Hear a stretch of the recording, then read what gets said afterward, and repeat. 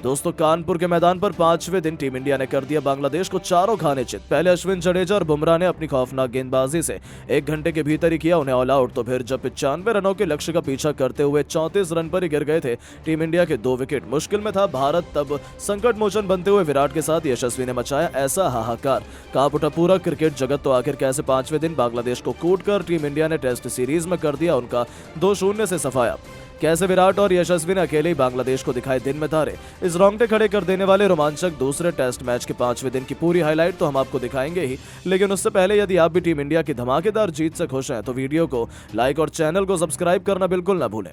दोस्तों, ये तो आप सभी को पता है कि भारत और बांग्लादेश के बीच दूसरा टेस्ट मैच कानपुर के मैदान पर खेला जा रहा है। इस मुकाबले में 3 दिन तक बारिश ने खिलाड़ियों को खूब परेशान किया, लेकिन चौथे दिन दोनों टीमें मैदान पर उतरी। जबरदस्त खेल देखने को मिला, जहां पहले भारतीय टीम ने बांग्लादेश को 233 रनों पर ऑल आउट किया और फिर टीम इंडिया ने भी बैटिंग करते हुए 285 रन बनाए और पारी घोषित कर दी। उसके बाद बांग्लादेश को दोबारा बैटिंग करने का मौका मिल गया। चौथे दिन का खेल खत्म होने तक बांग्लादेश की टीम ने 11 ओवर में 26 रन 2 विकेट पर बना लिए। अब हर किसी की निगाहें 5वें दिन पर टिकी हुई हैं, क्योंकि इस दिन जबरदस्त मुकाबला देखने को मिलेगा। भारतीय टीम को जल्द से जल्द विकेट निकालकर बैटिंग कर इस टेस्ट मैच को जीतना है। 5वें दिन का खेल समय पर शुरू हुआ। दोनों टीमें एक बार फिर से मैदान पर उतरी। बांग्लादेश के लिए पारी की शुरुआत करने सादमान इस्लाम के साथ मोमिनुल हक आए। भारत की तरफ से आज के दिन का पहला ओवर यानी कि 12 ओवर लेकर आए रविचंद्रन अश्विन के ओवर में इस्लाम ने शानदार चौका लगाकर ओवर का अंत किया और बेहतरीन शुरुआत दिलाई। अपनी टीम के स्कोर को धीरे धीरे आगे बढ़ा रहे थे। भारतीय गेंदबाजों का डटकर सामना कर रहे थे, लेकिन भारत की तरफ से 14वां ओवर लेकर आए अश्विन। इस बार उन्होंने अपना शिकार ओवर की तीसरी ही गेंद पर मोमिनुल हक को बना लिया और राहुल के हाथों कैच पकड़वाकर भारतीय टीम को तीसरी सफलता 36 रनों के स्कोर पर दिला दी। मोमिनुल हक अपनी टीम के लिए केवल 2 रन बनाकर पवेलियन लौट गए। अब मैदान पर सादमान इस्लाम का साथ देने के लिए खुद कप्तान नजमुल हुसैन शांतो आ चुके थे।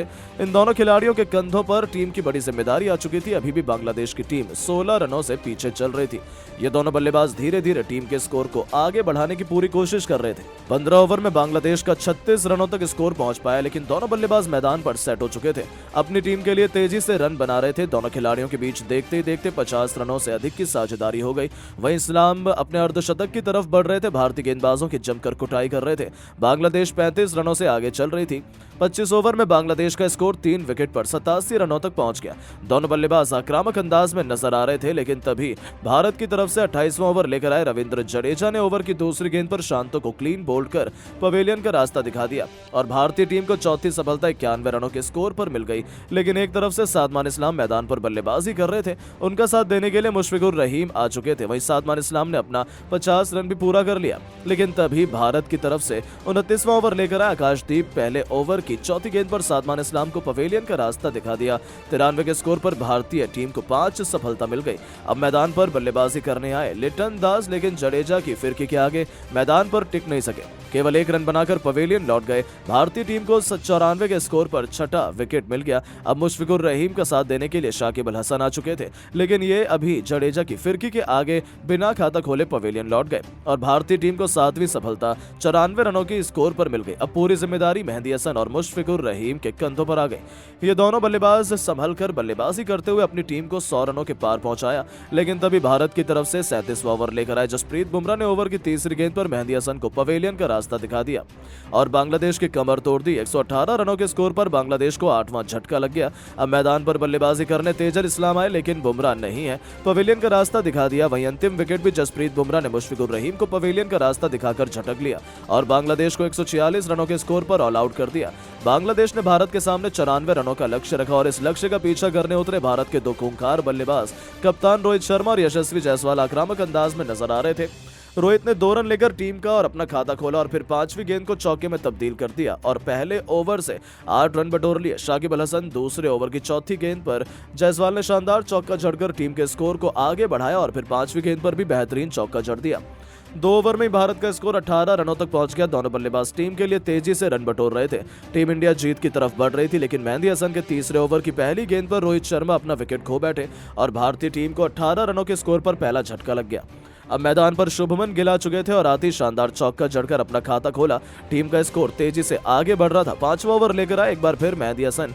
इनका स्वागत जायसवाल ने चौके के साथ किया। इसके बाद भी वो नहीं रुके। दूसरी गेंद को भी चौके में तब्दील कर रफ्तार से रॉकेट की रफ्तार की तरह भारत का स्कोर आगे बढ़ाया, लेकिन ओवर की चौथी गेंद पर मेहंदी हसन ने शुभमन गिल को अपना शिकार बना लिया और भारतीय टीम को दूसरा झटका 34 रनों के स्कोर पर लग गया। अब मैदान पर विराट कोहली आ चुके थे। टीम इंडिया को जीत के लिए अभी भी 61 रनों की जरूरत थी।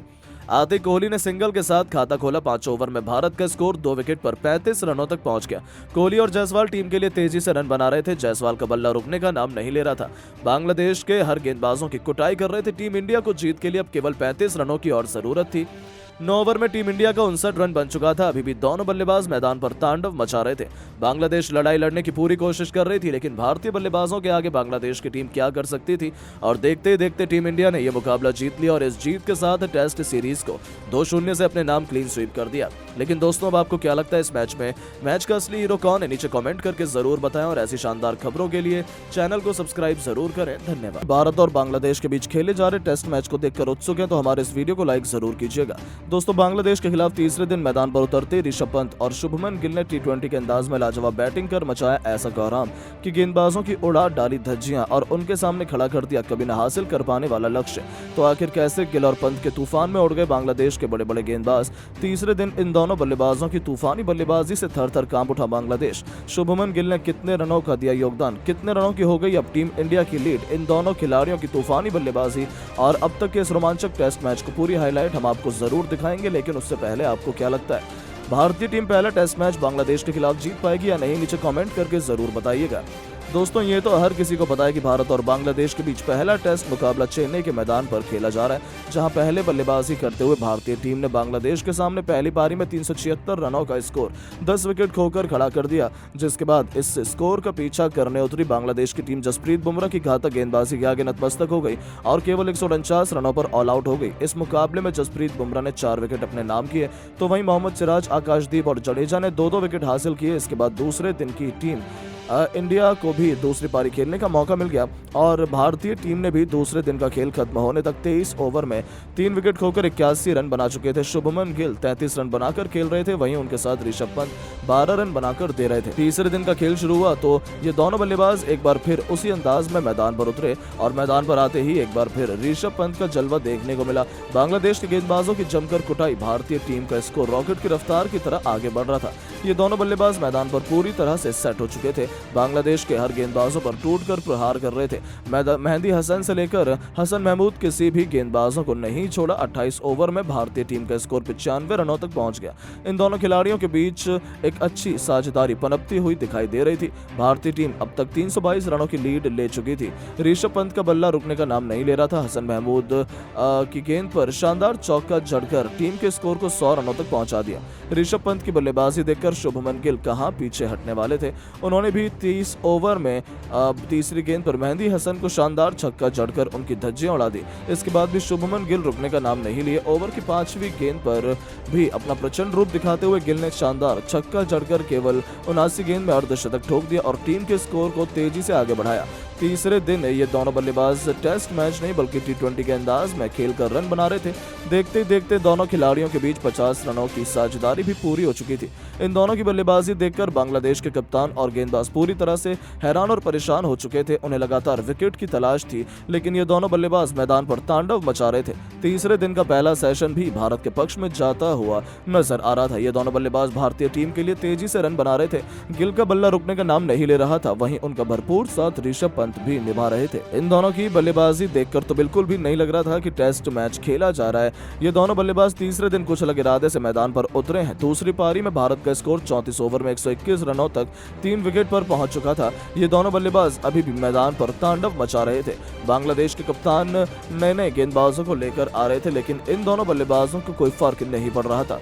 अपने अंदाज में ये दोनों खिलाड़ी मैदान पर तांडव मचा रहे थे। वहीं 35वें ओवर में शुभमन गिल को एक बड़ा जीवन दान मिल गया। बांग्लादेश के गेंदबाज लगातार विकेट की तलाश में थे, लेकिन कोई भी सफलता हाथ नहीं लग रही थी। वहीं बांग्लादेश की टीम 350 रनों से अधिक की लीड ले चुकी थी। भारतीय टीम का स्कोर 37 ओवर में 123 रनों तक 3 विकेट पर पहुंच चुका था। जिस अंदाज में ये दोनों बल्लेबाज मैदान पर बैटिंग कर रहे थे वो देखकर तो यही लग रहा था कि बड़ी आसानी से टीम इंडिया 250 से 300 रन बनाकर बांग्लादेश के सामने 500 से 600 रनों की लीड दे सकती है। अगर टीम इंडिया इतने रनों की लीड देने में सक्षम रहेगी तो भारतीय गेंदबाज को फिर अपना पूरा काम करना होगा। इसके बाद ही टीम इंडिया को पहले पहले टेस्ट मैच में जीत मिल सकती है। लेकिन दोस्तों, अब आपको क्या लगता है, भारतीय टीम पहले टेस्ट मैच में बांग्लादेश को धूल चटाकर ऐतिहासिक जीत दर्ज कर पाएगी या नहीं? नीचे कमेंट करके जरूर बताएं और ऐसी शानदार खबरों के लिए चैनल को सब्सक्राइब जरूर करें। धन्यवाद। दोस्तों, बांग्लादेश के खिलाफ टीम इंडिया का खराब प्रदर्शन देखकर दुनिया भर के दिग्गजों ने उगला जहर। साधा रोहित कोहली और गिल पर निशाना दिया।